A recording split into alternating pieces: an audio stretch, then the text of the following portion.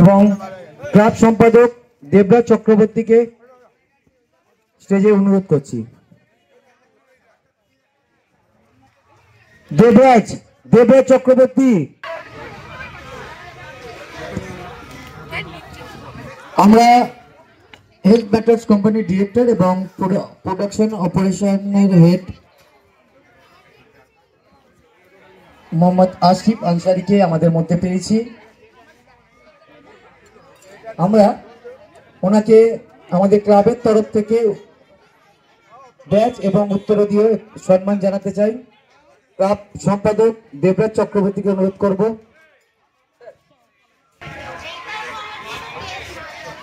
ওনার অত্যন্ত মূল্যবান সময় ব্যয় করে উনি আমাদের মধ্যে এসে উপস্থিত হয়েছেন। আজ একটি বিশেষ দিন, সেই দিনে সুস্থ শরীরের জন্য সঠিক জলের বা সঠিক জিনিসের যে উপযোগিতা উনি তার একটি ডেমনস্ট্রেশন দিয়ে এবং আজকে আমাদেরকে কিছু বললে উপকৃত করবেন। Thank you sir. যতক্ষণে মেশিনটা ফিটিং হচ্ছে আমি চাইবো আপনি কিছু যদি একটু বলতেন।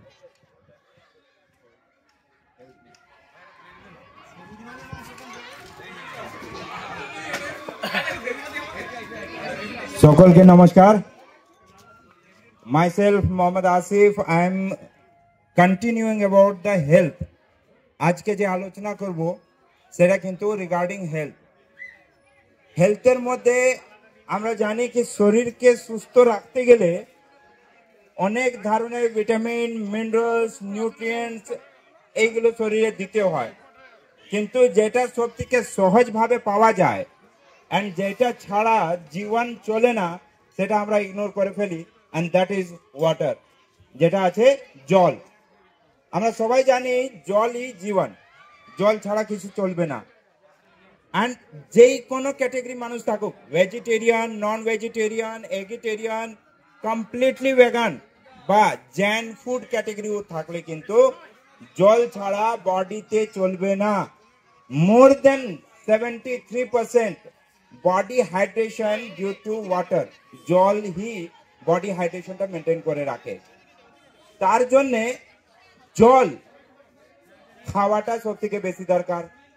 একটা যদি লিমিটেশনস বলি কি কত, আফটার দ্য অ্যাডাল্টেশন, একটা বয়স্ক হয়ে যাওয়ার পরে বডিতে যে জল দিতে হয় সেটা মিনিমাম 3.5 লিটার দিতে হয়। এই 3.5 লিটার, একবার আবার কোয়েশ্চেন আসবে কি কোন জলটা 3.5 লিটার দেব? কি সব জলটা খাওয়া উচিত? সব ধরনের জল চলবে শরীরের জন্য? তবে অ্যান্সার হবে নো। স্বাস্থ্যবর্ধক জল is only beneficiary for body. শরীরের জন্য অলওয়েজ স্বাস্থ্যবর্ধক জল দিতে হয়। আর এই স্বাস্থ্যবর্ধক জল কিভাবে জানবো কি এটা স্বাস্থ্যবর্ধক জল?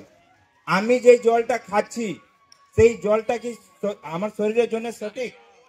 যদি নেই তাহলে কিভাবে জানবো কি আমার শরীরের জন্য কোন জলটা ভালো? According to world health organisation, বিশ্ব স্বাস্থ্য সংস্থা টোটাল 4টা প্যারামিটার দেয় যেটা আমাদের শরীরের জন্য স্বাস্থ্যবর্ধক হবে জলের জন্য। সেটা প্রথম আমরা সবাই জানি, দ্যাট ইজ কল্ড টিডিএস। আমরা আজকে যেই জলটা ইউজ করি সেই জলটা মেজারমেন্ট কিন্তু করি টিডিএস উপরে দাঁড়িয়ে। আমি যে র জলটা পাচ্ছি সেই র জলের টিডিএস অনেক হাই, আমাকে সেই টিডিএসটা ডাউন করে তারপরে আমার বডিতে দিতে হবে। আর সেটাই মোস্টলি যদি চেক করতে যাবেন, যে ধরনের জল থাকুক, আইদার প্যাকেজ ড্রিঙ্কিং ওয়াটার থাকুক বা আমি বাড়িতে যে আরো ইউজ করছি সেটা থাকুক, বিলো 60 মানুষ বুঝে ইজ আ গুড ওয়াটার।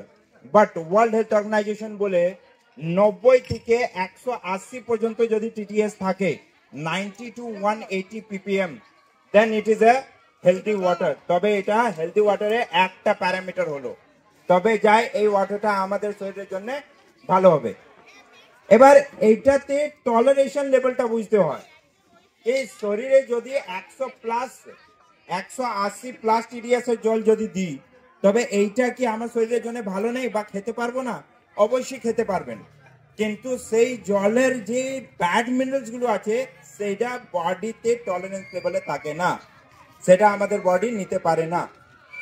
এবার সেকেন্ড যেটা হলো কি যদি 90 থেকে লো টিডিএস ওয়াটার আমি খাচ্ছি, তো লো টিডিএস হয়ে গেলে তার ক্যারেক্টার কিন্তু হয়ে যায় অ্যাসিডিক ওয়াটার।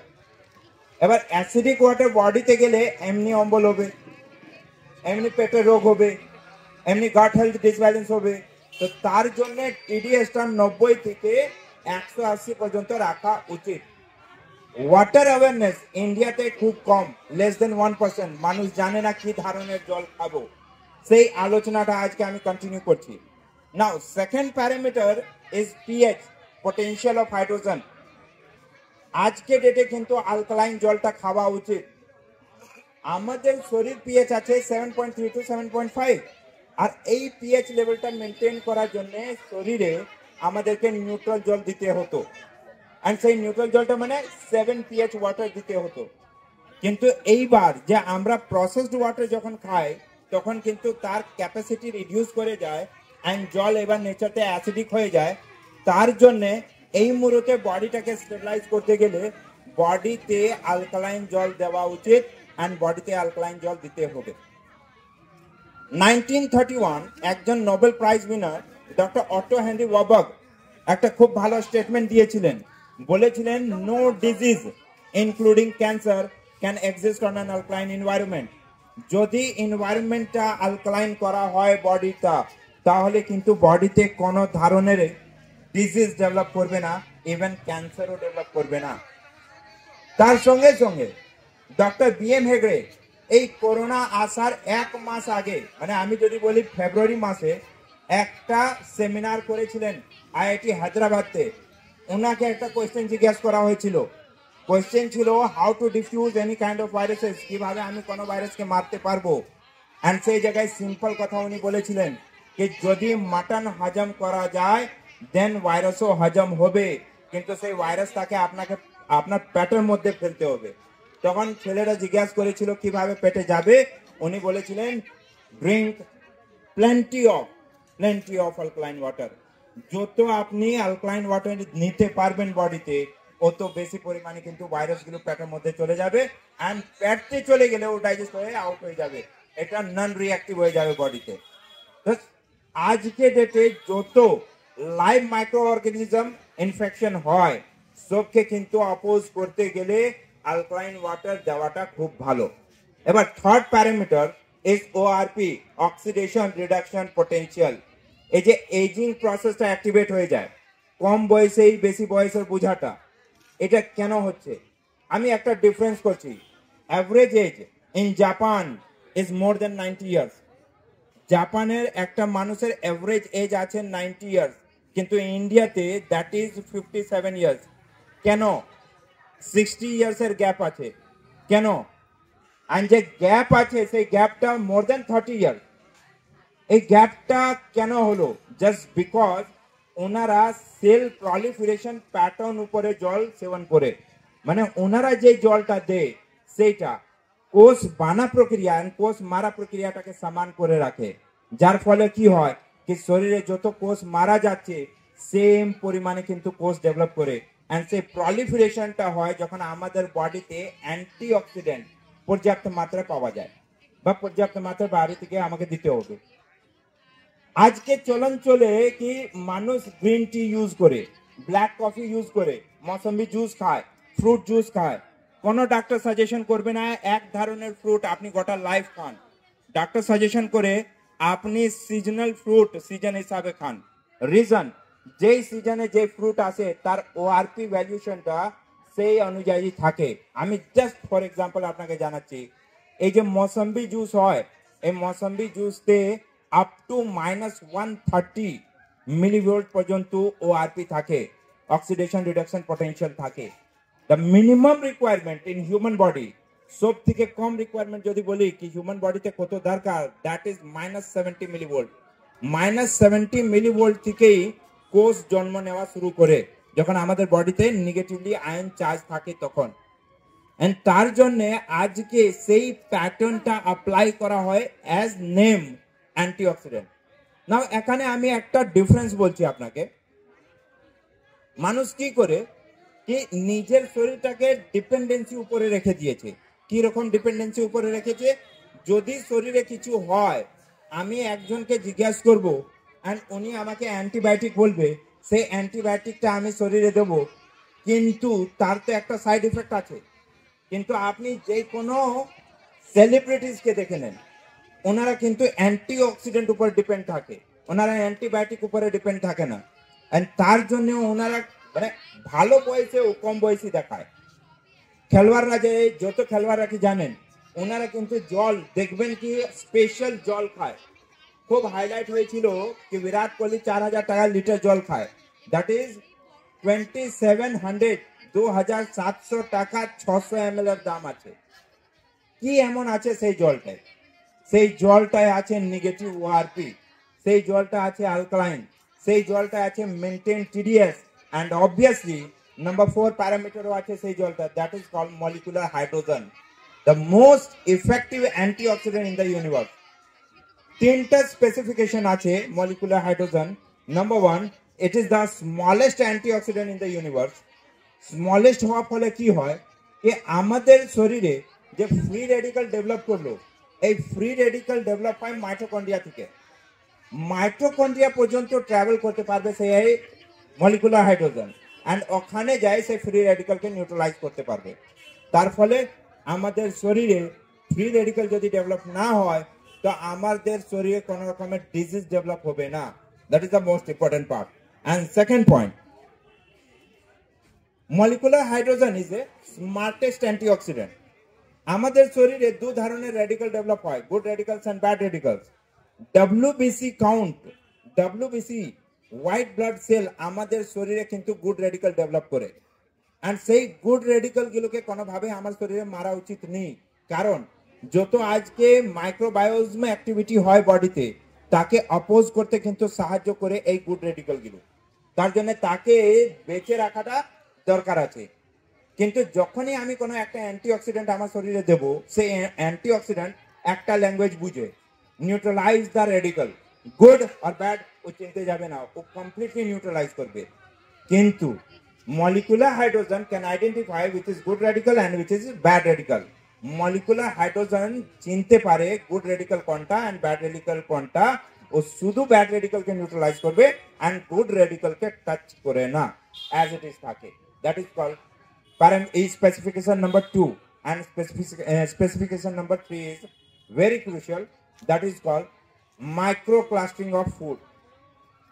আজকে দেখবেন, আজ থেকে 30 বছর আগে যদি গল্প বলি, একটা মানুষ যদি খেতে বসতো, তার থালতে দেখা যেত কি কত খাবার খাচ্ছে, কিন্তু সেই ক্যাপাসিটিটা আজকে নেই। কারণটা কি? শরীরের সাইজ কমে গেছে? না, শরীরের সাইজ তো সেমই আজকে, কিন্তু সেই মানুষটা আজ 3টা থেকে 4টা রুটি যেতে বলে দেয়, বাস করো, আর নিতে পারবো না। কারণ কি হয়েছে? আমাদের কোষের একটা যে পুষ্টি ক্যারিং ক্যাপাসিটি থাকে, আমরা যে খাবারটা খেলাম, এই খাবারটা ডাইজেশন হওয়ার পরে কিন্তু একটা সাইজতে কনভার্ট হয় পুষ্টিটা। সেই সাইজ আছে 13 থেকে 20 মলিকুলার সাইজ, আর এই 13 থেকে 20 মলিকুলার সাইজ এটা গড গিফটেড দেওয়া। আর এই সাইজটা আমাদের কোষ খুব ভালো করে বুঝতে পারতো, কিন্তু আজ ওয়ার্কিং প্যাটার্নটা খুব কম থাকার জন্য কোষের ক্যাপাসিটি কমে গেছে। যেহেতু আমরা এসিতে বেশি থাকছি, গাড়িতে বেশি মুভমেন্ট করছি, হাঁটা চলা কমপ্লিটলি বন্ধ হয়ে গেছে, সাইকেল বন্ধ হয়ে গেছে অলমোস্ট, তো সেই জায়গার জন্য কোষের ক্যাপাসিটি কমে গেছে। এবার কোষ 13 থেকে 20 মলিকুলার সাইজের যে পুষ্টিটা আছে সেটাকে ট্রান্সফার করতে পারে না। ভাবুন, আমি একটা কোষ, আমার কাছে খাবার আসতো 13 থেকে 20 মলিকুলার সাইজ, এবার আমি উইক আছি, তার জন্য আমি এখানে চেপে গেলাম, এবার আমি ওটাকে তুলে ট্রান্সফার করতে পারছি না, নেক্সট কোষকে দিতে পারছি না। তখন কি হবে? ওই সেম পুষ্টিটা বডি থেকে আউট করে যাবে, যেটাকে আমরা বলি নিউট্রিশন লিকেজ। বডি থেকে পুষ্টি লিক করে যায় পেচ্ছাবের মাধ্যম দিয়ে। তার জন্য মলিকুলার হাইড্রোজেন কি করে, ওই যে খাবারটা, ওই যে পুষ্টিটা 13 থেকে 20 মলিকুলার সাইজে ছিল, সেটাকে মাল্টি লেয়ার ভাঙবে। এটাকেই বলা হয় ক্লাস্টারিং করা। মাল্টি লেয়ার ভাঙবে এন্ড ভেঙে নিয়ে চলে আসবে 3 থেকে 9 মলিকুলার সাইজে, যেটা একটা 2 বছরের বাচ্চার কোষের ক্যারিং ক্যাপাসিটি। এবার আমার কোষ যেইটুকু উইক হয়ে যায়, কিন্তু এই 2 বছরের বাচ্চা থেকে উইক হবে না, তার জন্য খুব ইজিলি পুষ্টিটা ট্রান্সফার করতে পারে। ইট মিনস যদি বডিতে প্রপার ওয়েতে মলিকুলার হাইড্রোজেন আছে, তাহলে কিন্তু আমার শরীর খুব ইজিলি ফুডটাকে অ্যাবজর্ব করতে পারবে। নাও আমি একটা সামারি পয়েন্টে চলে আসি, জলের কাজ কি? জলের কাজ কি? যদি আমি একটা কোয়েশ্চেন জিজ্ঞেস করি, দাদা একটু বলবেন জলের কাজ কি? একটু বলুন তো আমাদের শরীরে জলের কাজ কি?